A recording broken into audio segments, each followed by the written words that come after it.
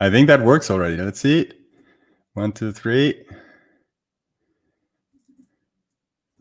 And it should come to YouTube now. Let's see. I'm just waiting until it appears.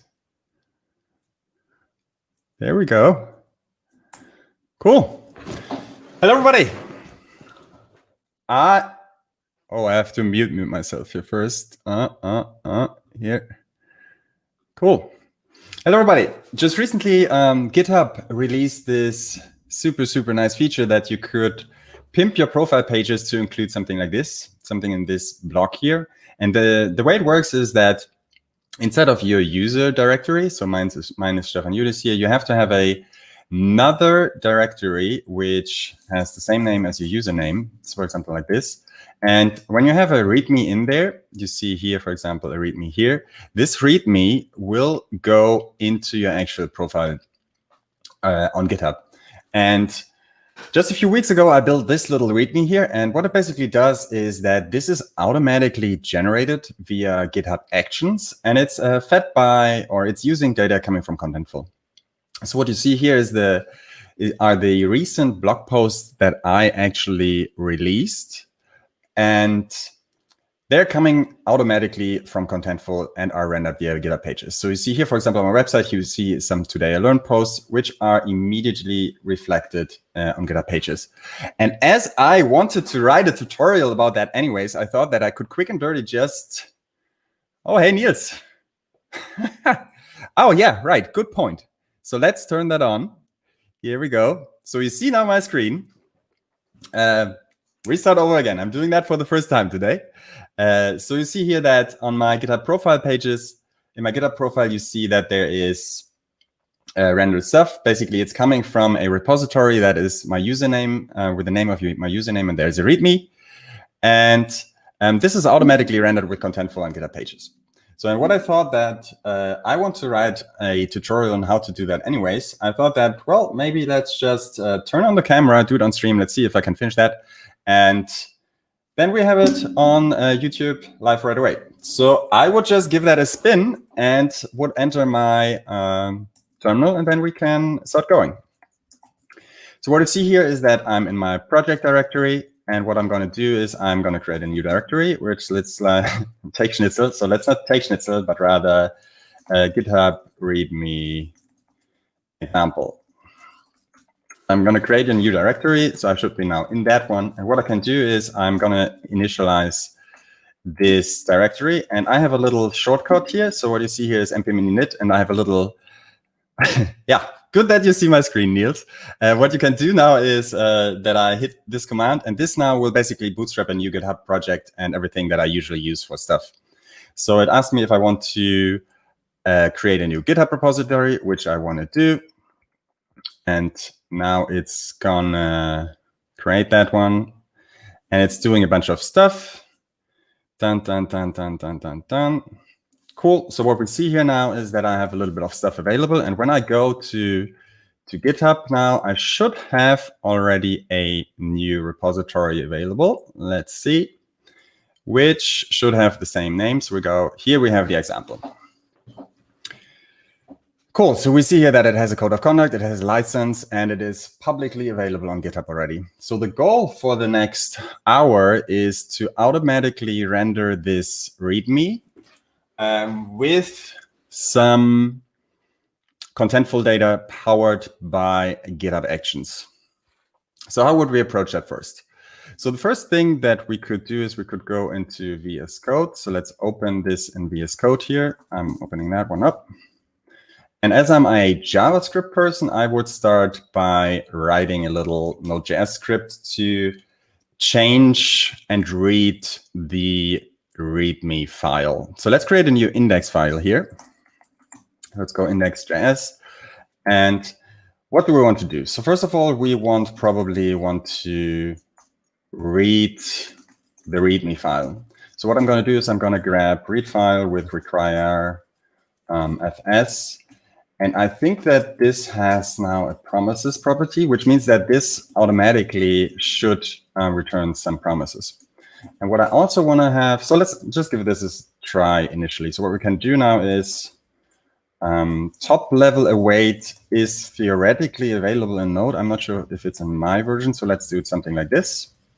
We use an immediately invoke function expression, and I'm just using async here so that I can use await. So let's see if we can grab the README file that is available now. So let's just do maybe README and to read file. Is that the right one? Let's see. Yeah, read file.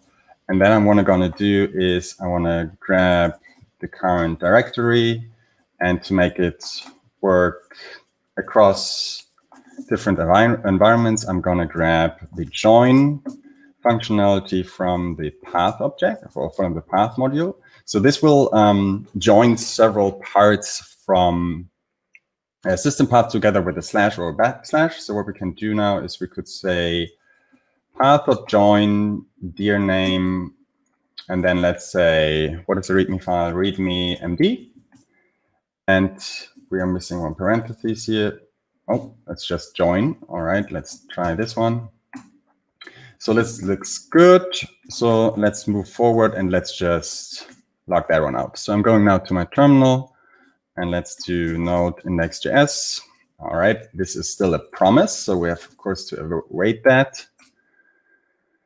This is now a buffer. So let's do a little dirty trick here. We could do it like this. Cool. So what we here have now is that we already used the Node.fs module and we're reading the README currently.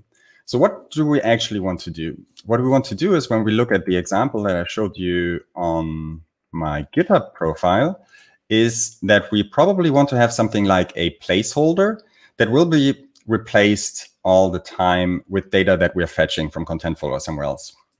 So what I'm going to do is I'm going to go into my README file, and I will just say, I add a new section here, which is Contentful data. And I will add a little placeholder stuff, and I'm just going with a comment here, something like this, and let's call it Contentful start, maybe. And then let's have another one, which is Contentful end. So these things will not be rendered in the README, but what we can do is now we can read the README as a string, and then we can replace this stuff with the data that we fetch automatically from Contentful. Cool. So what do we want to do? We now have this string available already. What we probably want to do is we want to find out a regular expression to match probably this part here. So what I do to figure that one out is that I'm going to go to a regex tool. I'm using regexer usually. So let's see what we want to do. So I paste the README here, and I'm just going to find a regular expression that would match exactly this part, because this is what I want to replace. So let's go with something like this. Cool. And then we want to have the closing part. Hey, Khaled. So this is already not too bad. So we're going to go Contentful start, and then maybe all characters, but non-greedy. And then we want to do Contentful end. And that already doesn't look too bad. So when we have this, we can actually remove the spaces here. So when we grab this one, we could now go into our editor, and we could say const Contentful data regex, and let's bring that one in. So this is not a regular expression yet, so let's do it like this. So what we could now do is we could use this regex to match the part of the actual README string. So let's see if that's going to work. For that, I have to Google a little bit. So let's look for a string replace JavaScript, and let's see what the function there is. This doesn't look too bad, so let's see. So here we see that strings have a function available that is replace. Cool. So that doesn't look too bad. So let's just try to use this. So the README currently is not a string. So let's go with, so this is currently a buffer. Does anybody in the stream knows what the best way to make a buffer to a string? Let's see. Buffer to string Node.js. No. Oh, read file probably also has a UTF-8 flag, I guess. Read file Node.js. Let's see. Let's see, where's the read file here? It has, this is probably what I want to do. Let's check that out first. So we want to read the file, but we want to read it as UTF-8. So let's check this out, if this is now, if we can get rid of this hack here. So let's see. Cool, that looks good. So readme is now a string. So we have the regex available already. So we can go back to the function. So what we want to do is we want to replace the string with the regex and the word here. Okay. So let's grab the readme and let's say replace. And then we have our contentful data regex. And then I'm going to pass a template string because I want to use multiple lines here. And let's see if that's going to work. What I have to do first is, because I want to run. Cool. So what I want to do is I want to run this script all the time, which means that I want to keep these little thingies, because otherwise, if I don't render these in again, then the script wouldn't work in the future runs. So what we can do now is, let's say, Stefan is streaming here. And with this, when we're lucky, means that we read the README, that we have this regular expression that does contentful start, contentful end, and that it should then grab, oh, that's the wrong one, that it should grab this one and should replace that in the middle. Okay, so let's see. So I'm going to my terminal. Let's run this one again. And let's go back to VS Code. Nice. So with this, basically, what we're already doing is that we have this little placeholder in our README, and what we can do now is that we can start rendering stuff, which is already pretty cool. So what we want to have, what we want to do here is probably something like contentful data. So and then there's the question, how do we get the contentful data in? So for making HTTP requests, what I prefer to use is the GOP package from NPM, which is a lightweight HTTP client written by Mr. Sindre Sorhus. You see here that it has 12 million weekly downloads. So let's get this one in. So I'm just doing npm install GOT, and then we can use that one. Let's go to VS Code again. So we're going to bring that in. And what we would have to do is, before we, what we want to do is probably we want to define contentful data here. And then I'm going to define a new function just to keep the immediately invoked function a little bit smaller here. So let's do fetch contentful data. And we're going to await that because that's returning a promise. So what we can do now is we can do async function fetch contentful. What? I'm missing function. Fetch contentful data. And this then has to return a promise. So what we can do now is we can use GOT. And the way that I want to fetch the data is that I'm using Contentful's GraphQL API. So let's figure that out. I'm going to my, well, Khaled just learned about the GOT library. It's a nice thing to do, or it's a nice thing to use. I highly recommend that one. So what you see here is my Contentful space. So some people may know that I'm powering my own website with Contentful, right? You see that here. And what I want to use is I want to use our GraphQL API to fetch the data. So, and the thing first is that we have to do is we have to figure out the query to actually fetch some data. So what we can now do is we could go to graphql.contentful.com, which is basically the documentation for GraphQL and Contentful. And we offer Graphql to figure out GraphQL queries, which is available here at GraphQL Contentful content v1 spaces and then explore in there, which is then a lightweight interface to write GraphQL queries. Shameless plug here, which you will see in a second. I prefer to have a GraphQL tool right inside of Contentful. So I wrote myself a little app. So what you see here is in action in a second, what you see is Contentful GraphQL playground.app. So basically what this allows is to query GraphQL right from it within Contentful. So if you wonder where this interface is coming from, it's coming from here. It's Contentful GraphQL playground.app. And if you want to install it, you find the instructions here. You should be able to set it up in just a few minutes. So when I now go to a random entry here, you see that I have here open GraphQL Playground. So let's open that one up. And you see here that this already gives me a way to query GraphQL, the GraphQL Contentful API. So what do we want to do? So in the next hour, what I want to do is I want to fetch all the Today I Learned posts that I have available and want to put them inside of a README. So what we can do is we can do till post collection, and then let's see what we have available. We have items, and we have, if we want to render it in a README, what we probably need, we need the title, and what we need is probably something like a slug or something. Cool. So with this, we can do this. And here we already see all my Today I Learned posts. So let's just log out also the total to see how many these are. So this is currently 129. And let's rename the name of the query. So we can also name GraphQL queries. So let's do till post collection here.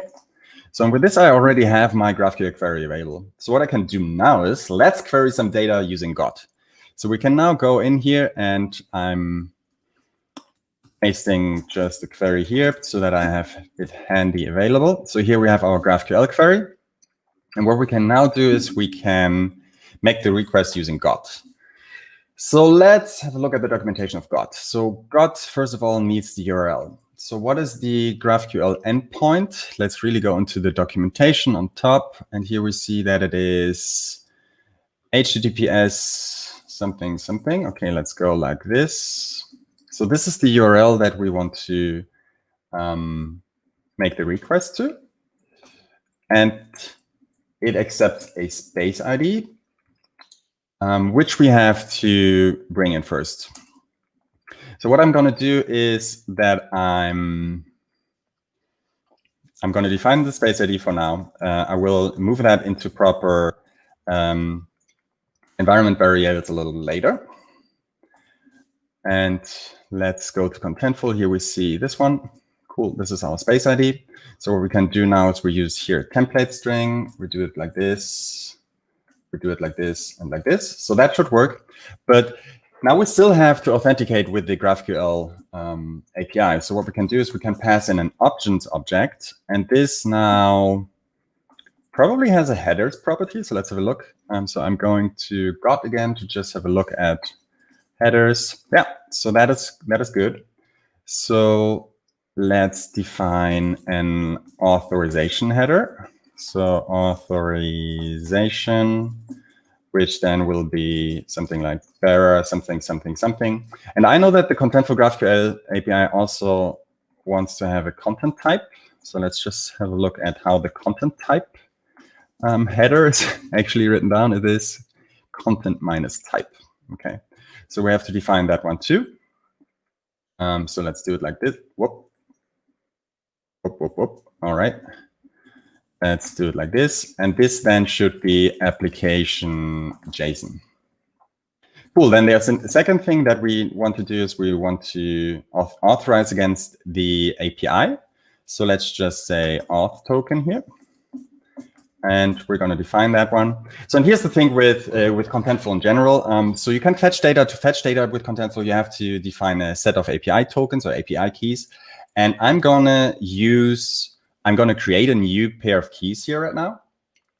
And the thing with these keys is that these will be read-only. So in Contentful, you have two versions here. You have content delivery and preview tokens, which are a way to fetch actually data. You have to be a little bit careful here because the preview token has the access to to get data that is not public yet for my own blog. That's not a big problem though. But then we also have content management token. So you or I shouldn't show these on a stream. So because then people could enter my Contentful space and maybe modify some data.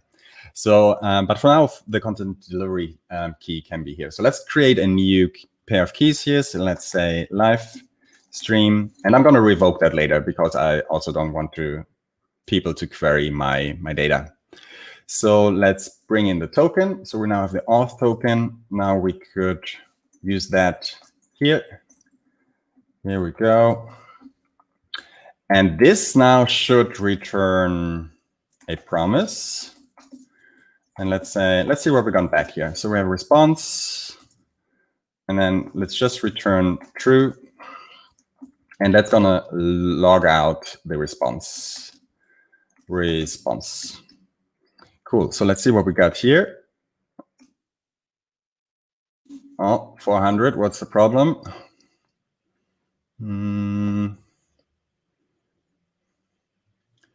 Throwing inside the response code 400. Bad request. Authorization.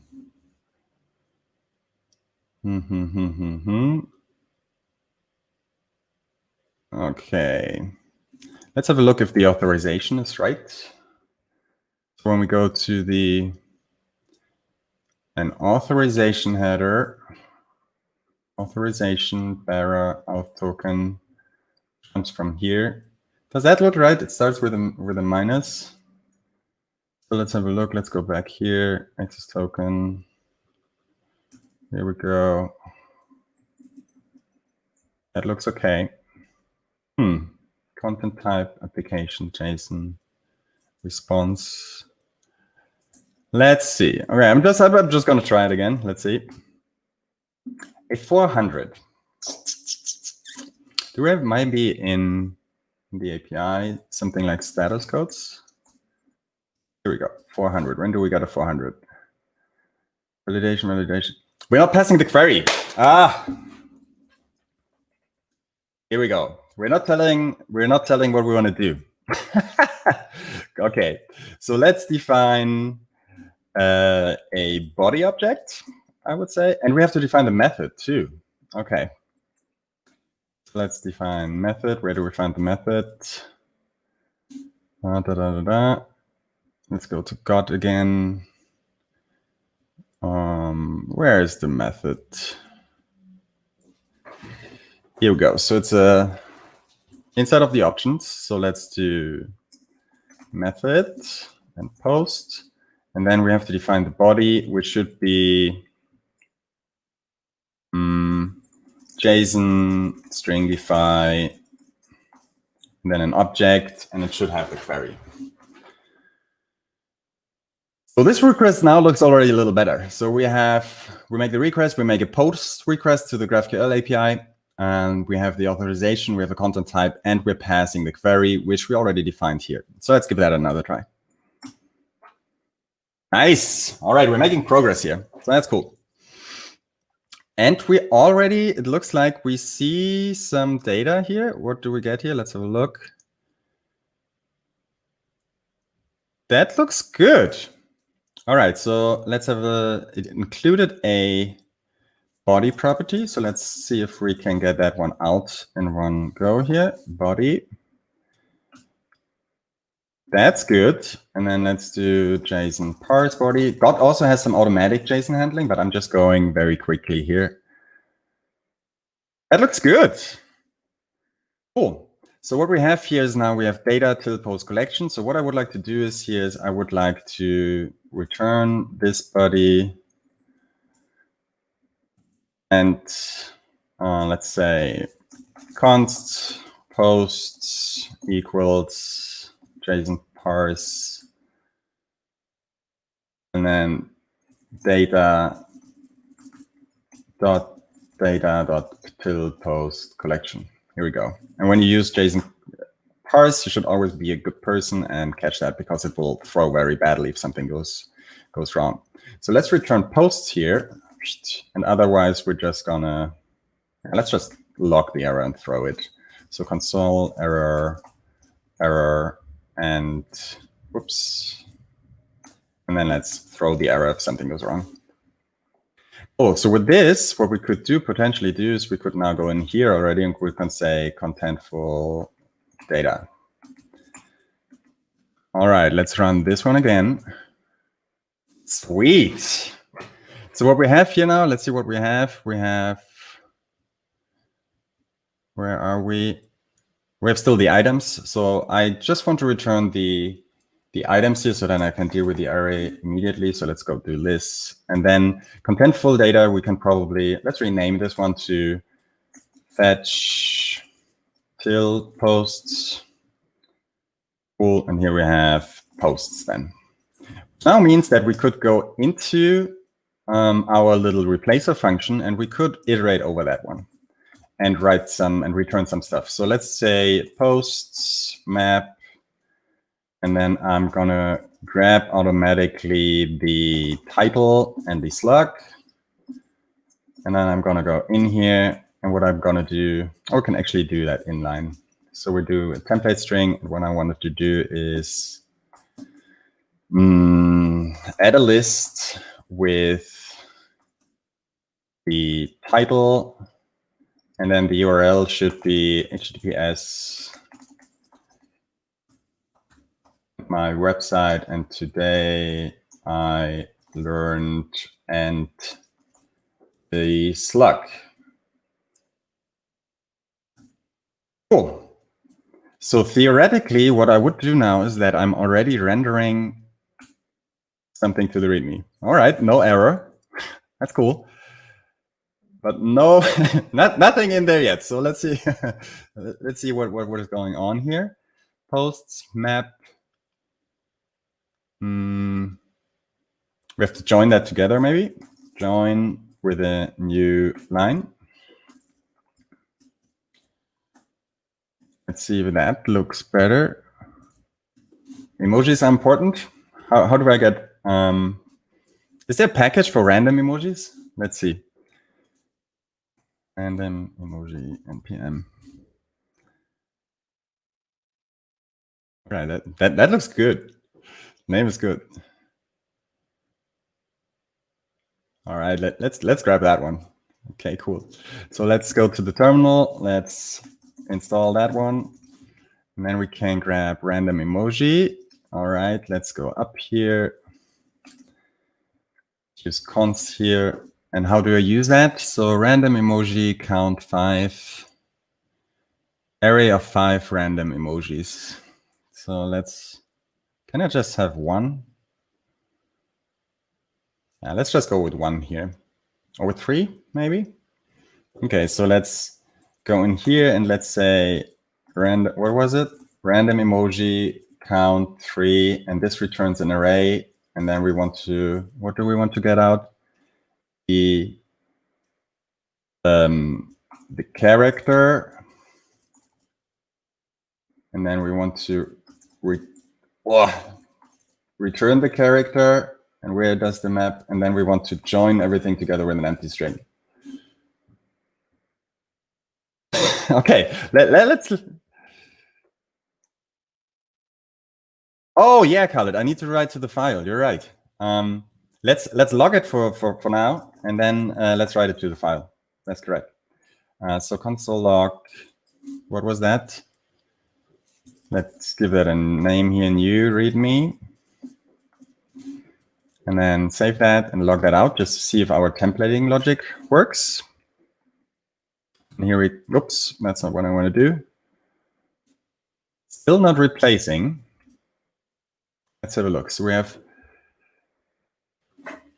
let's remove that for a second and let's just see if, so when I had something in here, that worked to that part. Oh, it doesn't work anymore. Huh. Contentful start, contentful end. But I thought that I've seen it working already.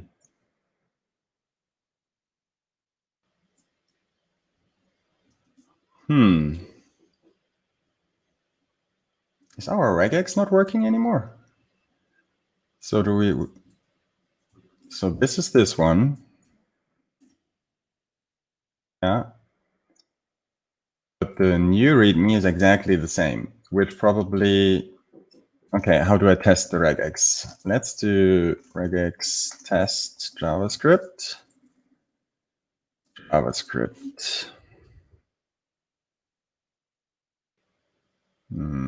Okay, so let's see how that works. So theoretically, we should be able to use our regex here. What? I'm checking the JS file now. I'm reading the README and I'm replacing here. Let's do it like this. Regular expression, and then check the README. Here we go. Which returns nothing, because I have to log that one.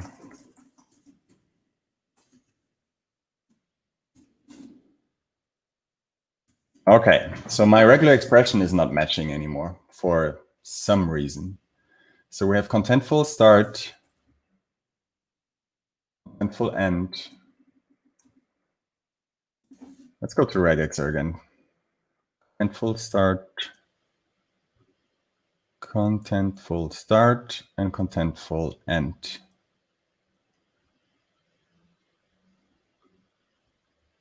Yeah, that's fair, Khaled. Yeah, so maybe I was logging, maybe I was logging the wrong things. Okay, so that's fair. Okay, so what I'm going to do is I'm going to grab the regular expression again because it doesn't seem to work.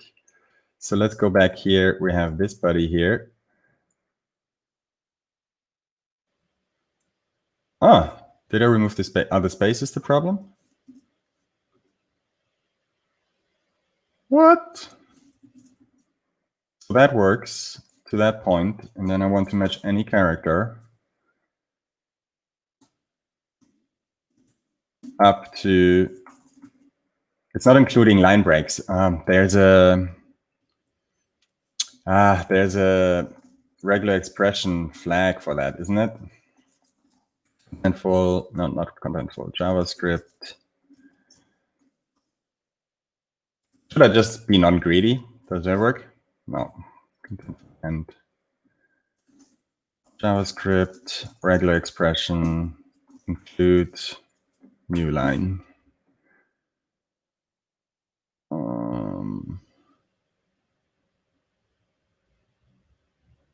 Is it the M flag, S flag?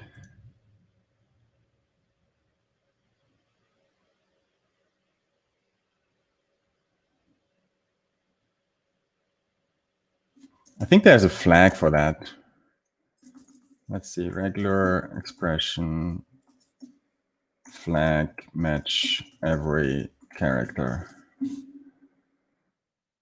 Okay, I'm pretty sure, I'm doing shameless plug here. I'm pretty sure that I have a quick note on my blog about this. So let's have a look. Regex.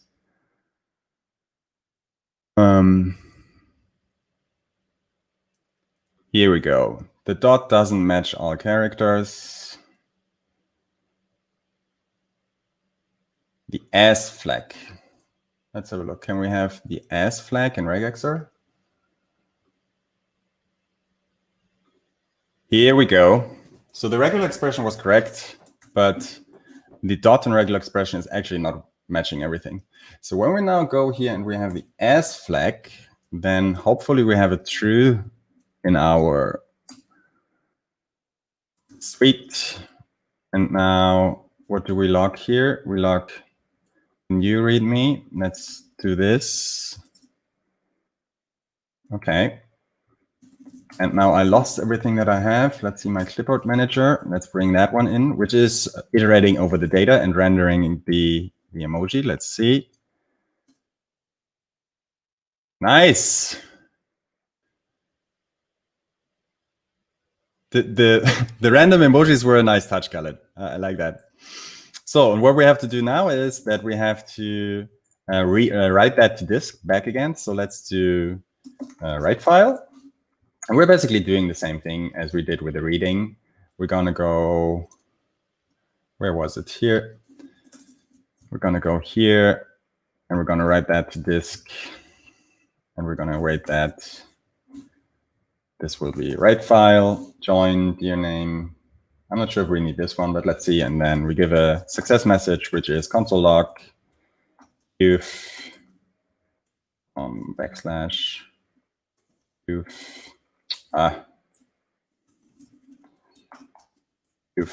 written the README. Cool. So let me run this one. Got a true in there still, which means that we can remove this one. And now when we go to the README, we basically overread everything. What did I do? Let me go to VS Code. Join dear name. Yeah, I'm completely using that wrong. Is it the path and the content first, or is it the other way around? It is, let's say, what do we call it? New README. I have to return that now because I would like to keep this data here. Yeah. And then it should be new README. And I'm going to check the documentation first. So let's go to node fs write file. Let's do it like this, and then write file. So it's file, data, and UTF-8. Okay, file, data, UTF-8.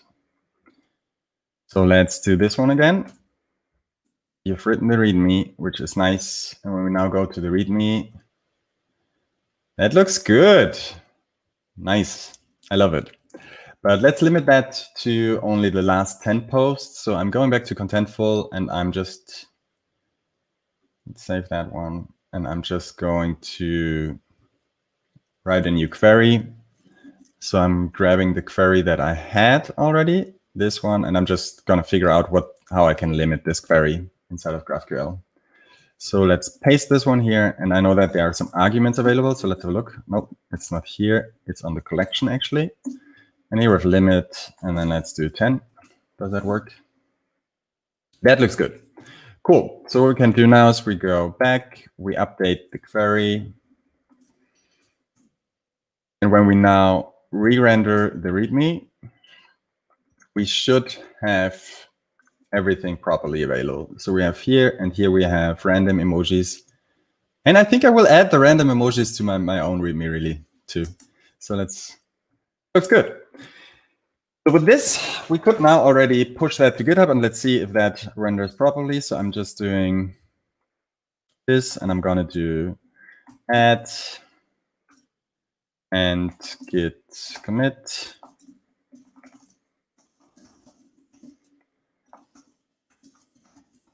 All right, let's push this. And when we now go to GitHub, we should already see some articles in our random README.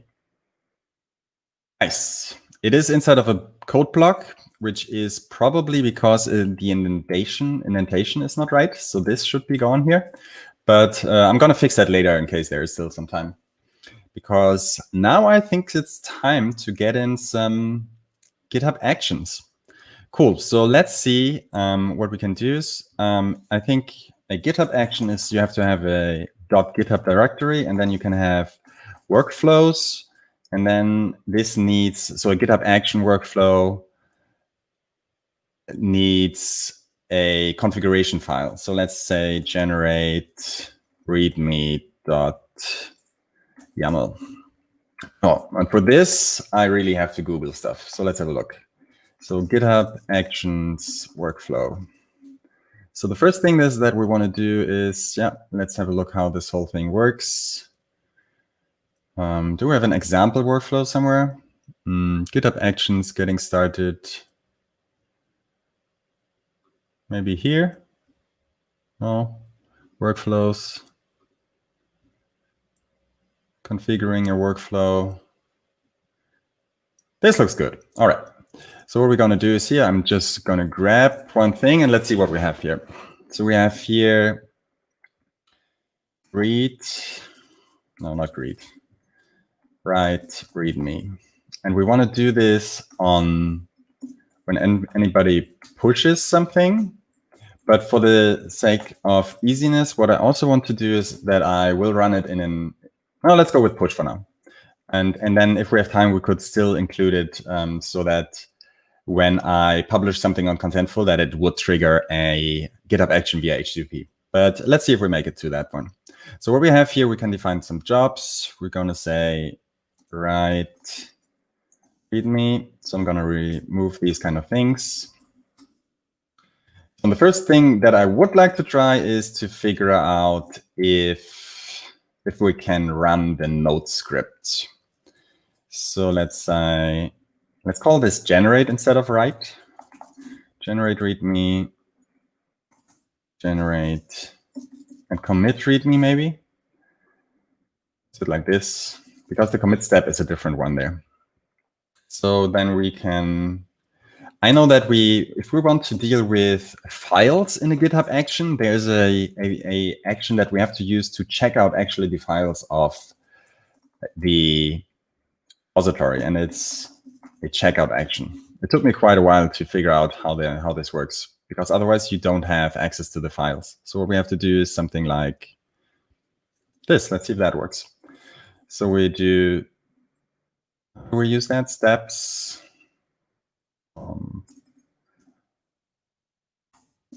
Let's say name checkout. And then we do it like this. And then we could do something like write readme, check out files. And then let's get rid of all the other things first so that we can go step by step. So as a first step is that we want to check out all the files that are in the repository. As a next step, what I want to do is I want to write the readme. So and then we would have to figure out how to run a node script. So run node in GitHub workflow. Let's see. It should be something like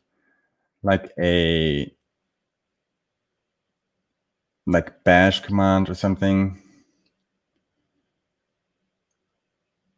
Okay, so actually we can do it like this.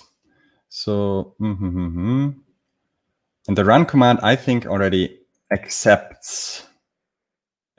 Let's take it from here. So we check out some stuff, and as we see this example, we actually don't need a name here. So let's move that up, something like this. And then what we want to do is we want to use. Let's see if it just works. Let's have a look. So what happens if we do something like this? npm install, and then we want to do node index.js. Okay, and to see if this is working, I will add another log statement here, which is console log new readme. So theoretically, what I could now do is I could commit this.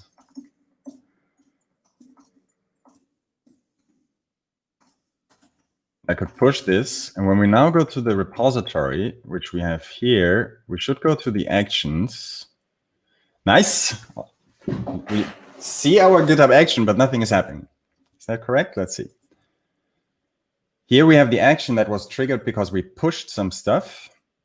So in a perfect world, we could now potentially see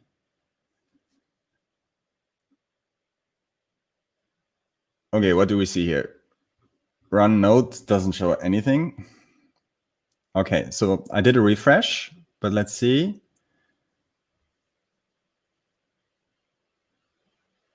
Nice. So here we already see that it fetched the data and is actually rendering stuff.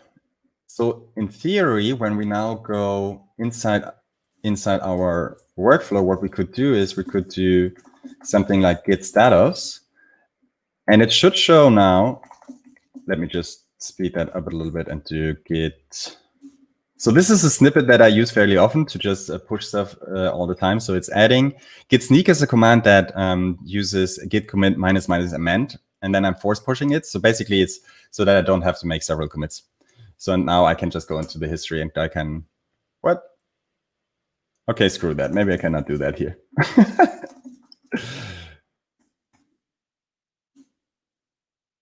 Didn't I? Git status. Did I commit that already? Okay. Git push origin main. Cool. So I'm force pushing now. This now should trigger another GitHub action. Let's have a look. And in best case, what would happen is that we see in a git status call that we have unchecked or untracked or modified files in Git. So let's have a look. So the workflow is running. I'm always surprised how quick GitHub Actions are. So that is pretty nice. So we see it's running npm install. It is, come on.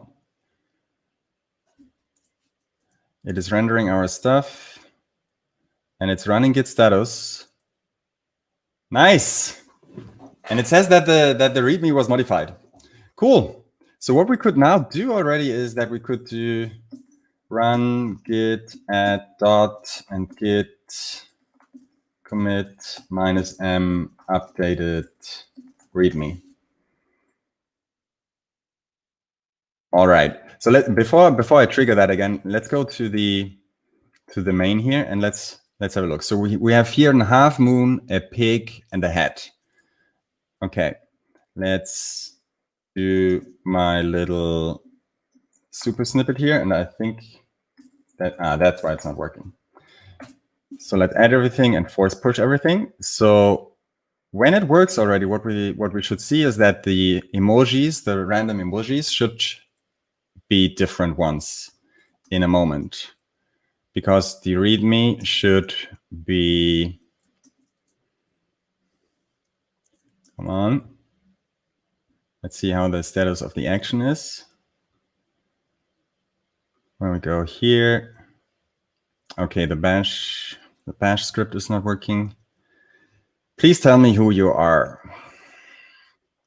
Okay, we cannot simply add stuff in a GitHub workflow. So let's Google this, GitHub workflow.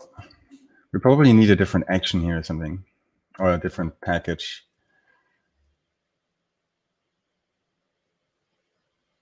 We have to do this. This doesn't look right.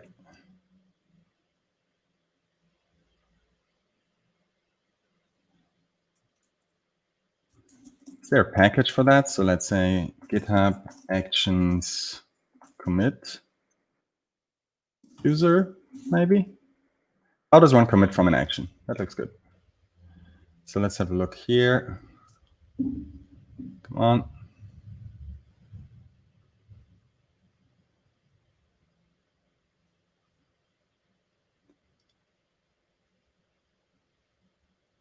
Okay, we have Wolf.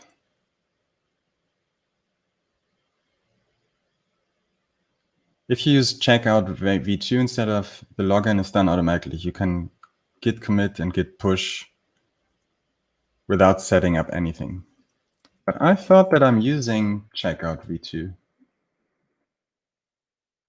Here we go. Maybe that's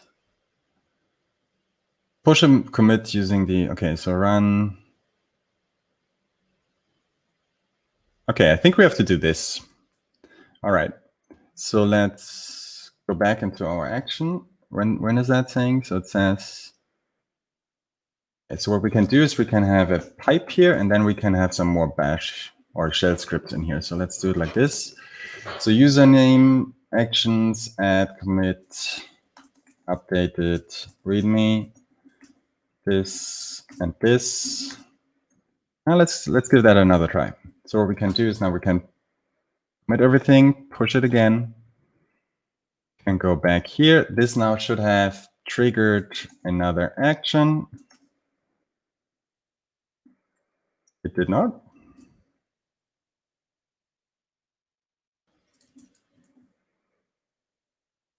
What? 18 seconds ago? Okay, that still failed. So let's have a look what is going on. Oh, you have an error here in the syntax. Where is that?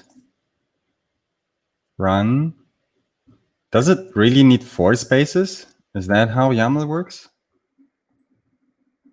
Like this? Is that needed? Okay, let's go back. Let's see if this is really the problem. Action is running. Let's have a look.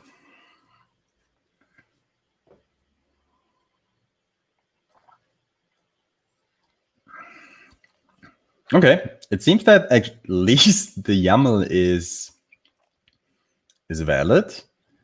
So let's have a look here. What we have here is half moon, pig, and head. Okay. And when we go back, come on, show me the action. It succeeded.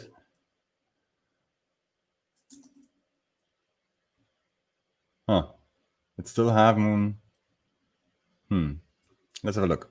So we can go here inside of the commit and we see run node index. Let's see what it generated. Okay, so it generated definitely new stuff. So the committing is still not right. So the status said that the README was modified. This is correct. We did some stuff here. Or is it pushing to the right branch or something? Do we have to push that from a GitHub action?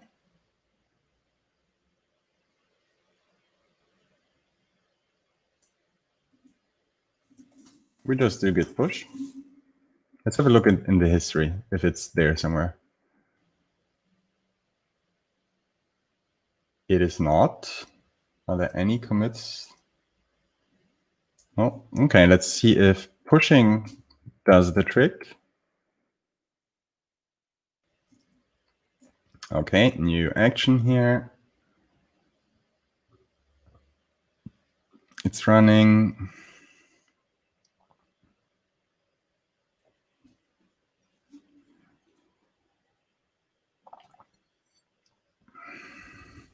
Come on.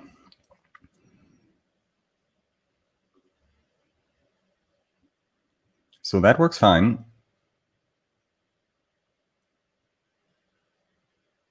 Where do I see the push? Here we see the push. And now, cool. So basically what now happens is really that and we should have a new commit here. Yeah. Updated README. Sweet. So basically we are already now updating the README with data from Contentful, or you can really basically extend that with any API.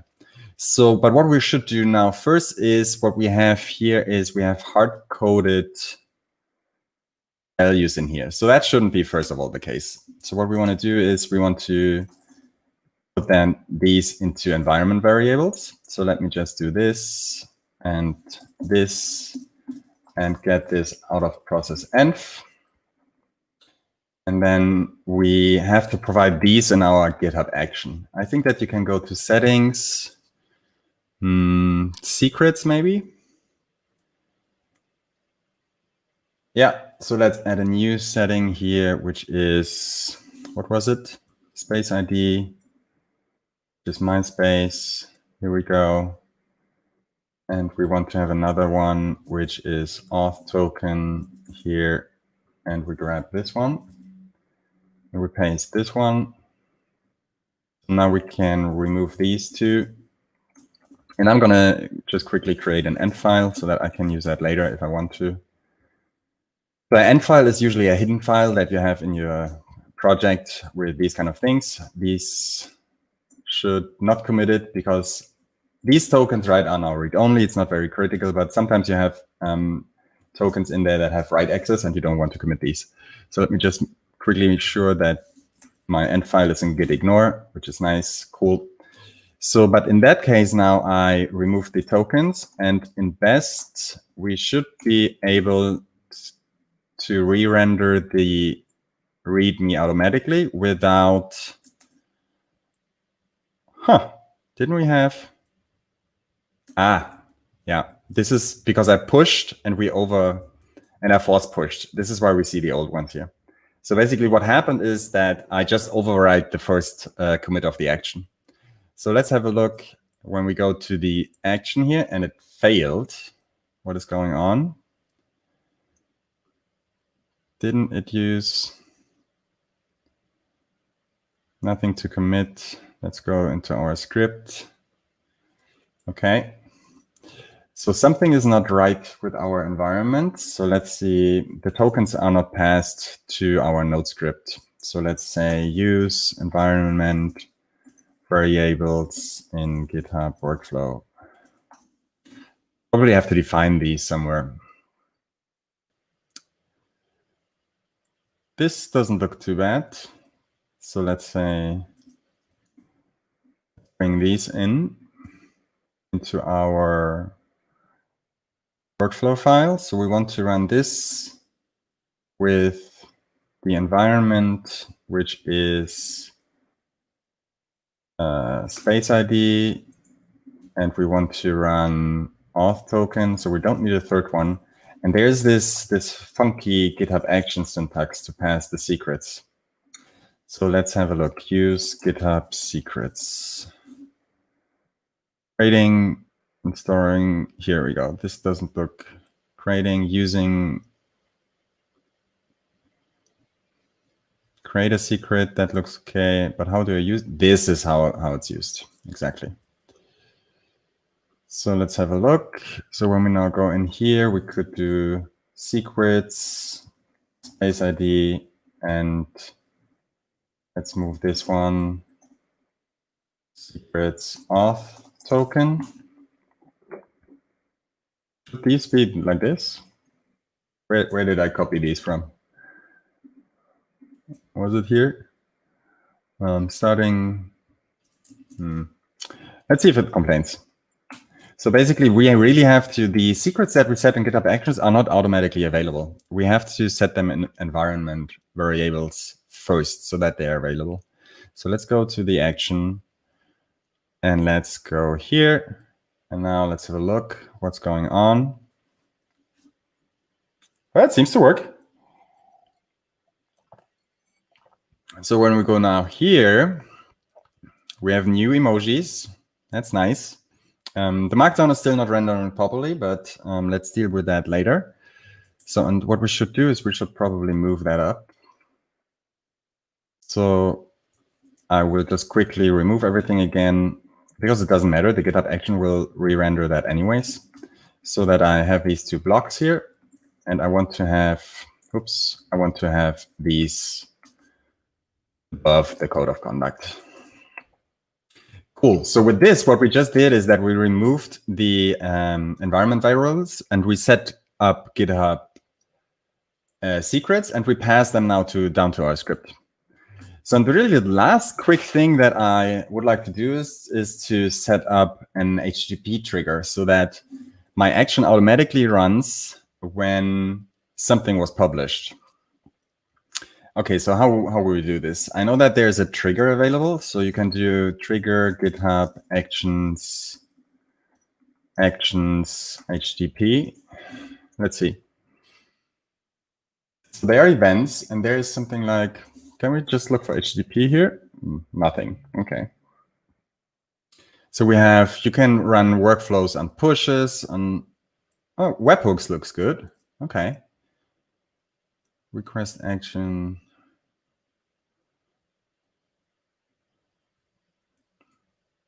Let's see.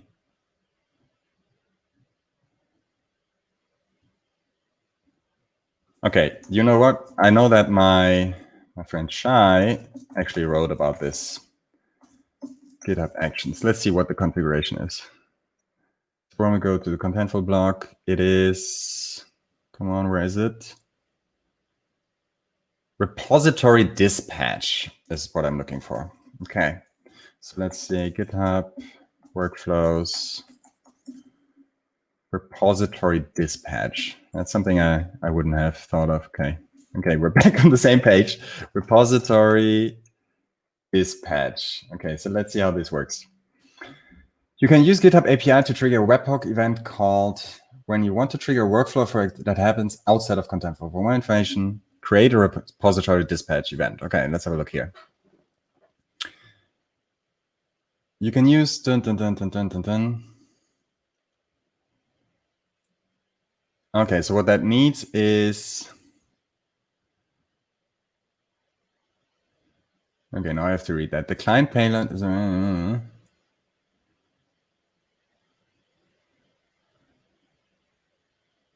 I'm not sure I'm following here. You can use this endpoint to trigger a webhook event called when you want activity that happens outside to trigger a GitHub Action workflow. Okay, that's exactly what I want to do.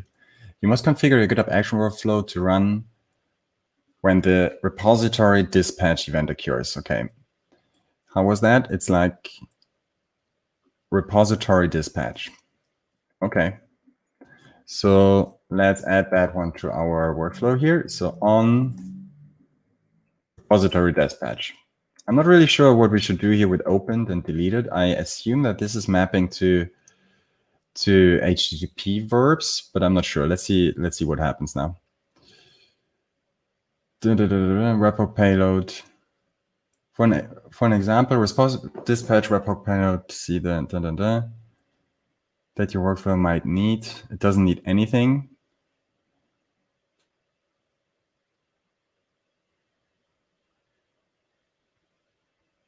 Okay. So let's see what happens when we just go into this and we just fire it up. Let's see.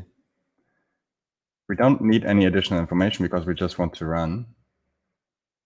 The repository is Stefan these. Then we have, let's go back to the repository. It is GitHub README example. Here we go, dispatches, but it has to know which action or which workflow to run. Let's see what happens. And I'm firing this up. Okay, not found. Let's have a look what the documentation says here. Okay. The input example shows how you can set the owner, repo, event type. Okay, this is required. Okay, event type is required. So let's have another look here. So when we grab the curl, event type. But what is the event type in that case? Let's see what Shai did here. Publish event, is that a real thing? User agent. I think this is a custom string that we can define, is it? Is it like this? So if we now go event type. Okay, and it's open deleted. Okay. So we can say event type, what was it? Where am I going to this code? So we're saying that the dispatch should happen on the publish event. Okay. So what we have to do first is that we have to commit our new on handler for the workflow because otherwise it won't run. So let's just push that. And now I'm grabbing the curl command again with this event type that we just saw. So let's copy the curl. We go back to the terminal and the event type is, oh, I already forgot it again. Publish event. Okay. So let's go here. Let's paste that one. Still not found. Ah, because now it's the wrong repository. Okay. So let's go with my name here and let's say something like this. And it's this dispatch event type publish event.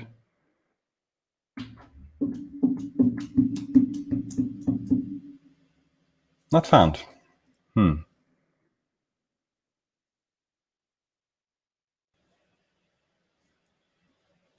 I'm a little bit lost here right now. Let's have a look again. Event type.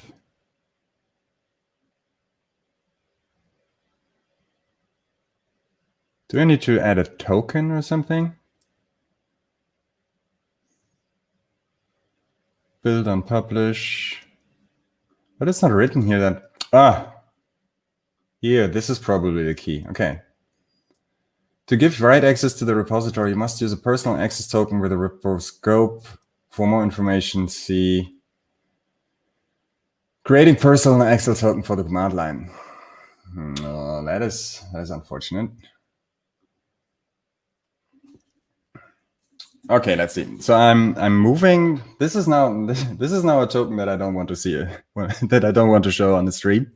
So let me just move that off here, and let's see if I can make that happen without showing that token on a stream. So I'm navigating right now in GitHub, which should not be visible. No, it's not. So let me go to settings, and let me go to where is it? Developer settings, personal access token, generate a new token. Yeah, give me my password.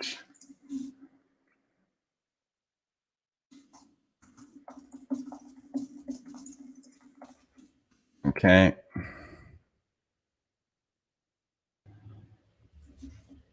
Here we go. We go with up, copy. Oh, that takes now a moment. That's unfortunate.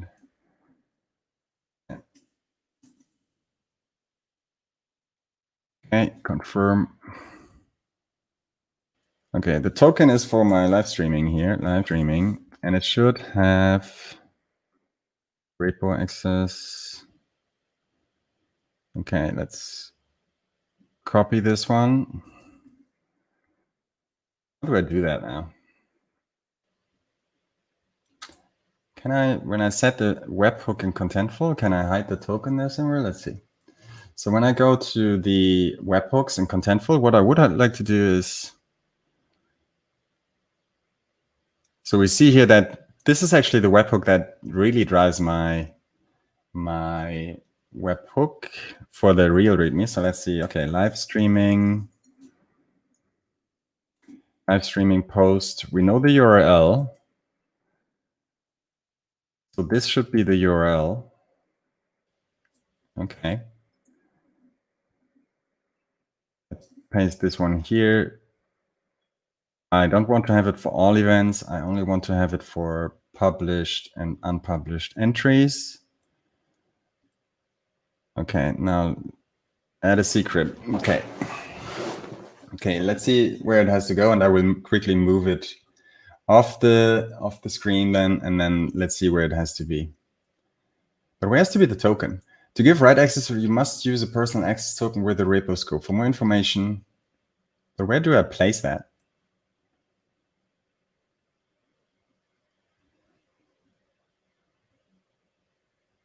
Should it be? It's not in here. It should be a header or something. To give write access to the repository, you must use a personal access token with a repo scope. Yeah, but where do I put that? Does Shai have that here somewhere? Let's see. He has it. User agent. What is that? But where does he have the token?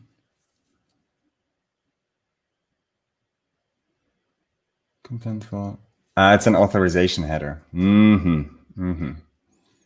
Okay. Let's see if we can make that work. So the first thing that we need is we want to set some custom header. All right, let's set a custom header. So what we need first is we need, where are we here? We need the accept header. Okay. Let's say this one. And it should be application GitHub something. Okay. And then we want to have another header, which is, oh, actually, that's it already. What does Shai have? Okay, then we have a user agent. I don't think that we need the user agent.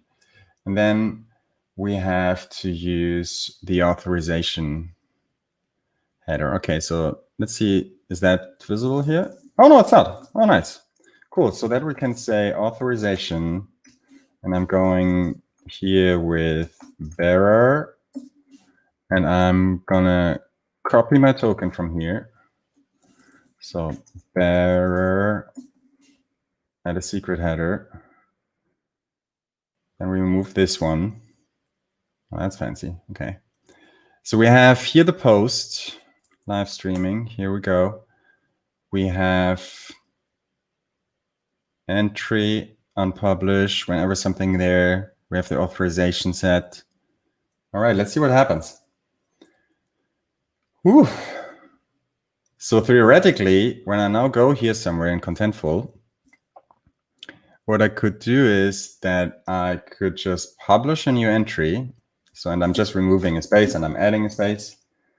Let's publish this one. And let me just quickly clean up a little bit here. Leave page, leave page. We don't need all of this anymore. Okay. So when we now go to the webhook section here, theoretically, live streaming has a 4.3, okay. Is it showing the header now? No, okay, good. So what does it say? We got a 4.3. It has some body and stuff. I assume that we have to override also what is sent. Ah, yeah, we have to set up the event type. Ah, that makes sense. So let's go to the configuration of this. And what you saw in the log is that it uses the default webhook payload, but we're actually not interested in that. We really just, what we want to do is we want to send this. So let's have a look. So GitHub probably rejected it because it didn't know what to do with this. Okay, so let's save that again. So we have the authorization header here. We have this stuff going. This looks good. It is saved. And when I now trigger a new publish again, let's do that. Yeah, okay. Let's publish. Let's go back to the webhook section. Okay, we still have a 4.3. Okay. So, but this is what it's sending now. So it's sending to this URL, GitHub README example dispatches. So this looks good. The accept header looks good. This looks good.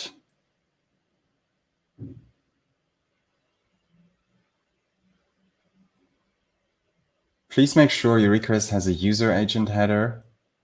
Okay, we can do that. Let's have a look. So let's add a user agent.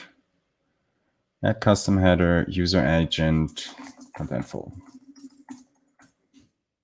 Let's save this one. Save this one. And now let's go to content. Let's trigger it again. Oh. Okay. That looks good. Let's go back to, I think we're close here. I think we're very close. See what is going on here? So 37% of API call or webhook calls were successful, which means that the last one actually worked. Cool. So that means when we now go here, we should see that there's an action running. No?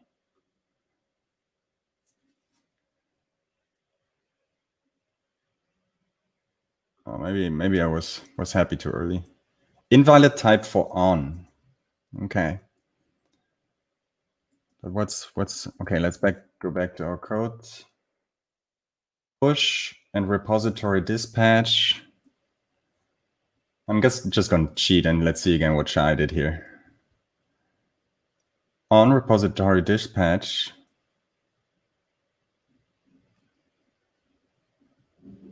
That should work actually. Let's see.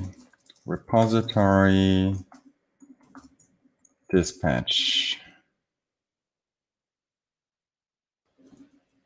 Oh, it needs types. Ah, don't I do that? No, I don't. Types like this. Types published event. Okay.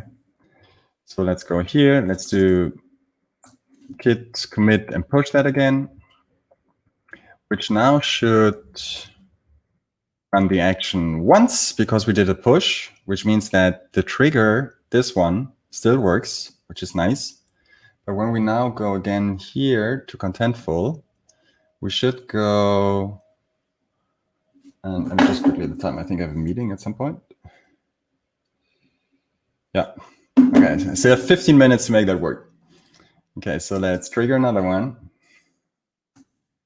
Okay, let's publish this. Let's go back to the webhook section. We're now 50%, which means it still succeeded, which is good.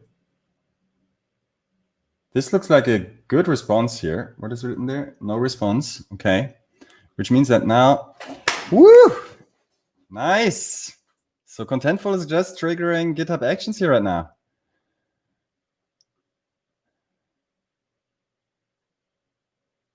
Oh man, that's super cool. Oh, I love that. Okay, let me just prove that this actually works now. So the thing here is that, and I'm going to publish something which will go automatically also to my website for a few minutes. Okay, so let's see. So I'm going to Contentful now. Here, I think we can get rid of this one. I'm going to Contentful. I'm going into the content. And what I'm going to do is that I'm going to change this one here. And as we're only displaying the title, I have to do it here really, right? So let's say quick update to show it on screen. All right. Let's publish this. Let's go back to GitHub. So this is basically the title that is stored in Contentful, right? We should now have another action running, which we have here. And when we now go here, let's see, come on. Here we go. Okay. Which means that now we should have a new README here. Nice. Cool. Yeah, I think that's it. Let me just quickly revert here that because this is currently really deploying to my website on Netlify and is actually also on my real README. So let's just check this. So when I go here, it should also be here because I have that set. Oops, I have that set up there. So let's have a look. Yeah. Yeah, that's the thing when you have Contentful in the center of everything. It really goes everywhere. Okay. So let me just do a quick recap here. So what we did is that we wrote a quick and dirty Node.js script that read the README that is included in the project. And then it rendered some random emojis. It fetched some Contentful data and it wrote it back to disk. And then we set up a GitHub action that reacted on push and repository dispatch. And basically, which means that whenever you push to GitHub, then it will re-render the GitHub README. And when you also publish something in Contentful, it will also automatically README. This here is currently a little bit, yeah, let's clean that up. It's quick and dirty. I will use this code now to write a proper tutorial about it. And I will clean it up a little bit. So you will find it in the upcoming days. You will find it here. So it's in Stefan uses GitHub README example. The article about this will go onto Contentful's blog. Contentful.com/blog, which we have here. So we currently released a redesign. So you will find it under the developer section, which I think is super, super nice. So you will find it here. But yeah, so that's all we have to say. If you want to see it, get it into your inbox, you can also go to Contentful/developers. And we have here developer newsletter, which we send out once a month with a lot of community resources and with a lot of cool stuff about the Jamstack, coding in general, and Contentful. Yeah, and I think, nice. I'm 10 minutes early, but I'm very happy that it worked. And I say thank you, everybody, for watching. That's it. And please let me know. So this was currently very spontaneous. If you enjoyed these and have some questions or things that I should build in an hour or let's say maximum 90 minutes, please let me know. I'm best reached via Twitter, which is Stefan Judis, STEFANJUDIS. And that's it. I wish you all a lovely day. And I'm actually very happy that it worked. All right. See you later.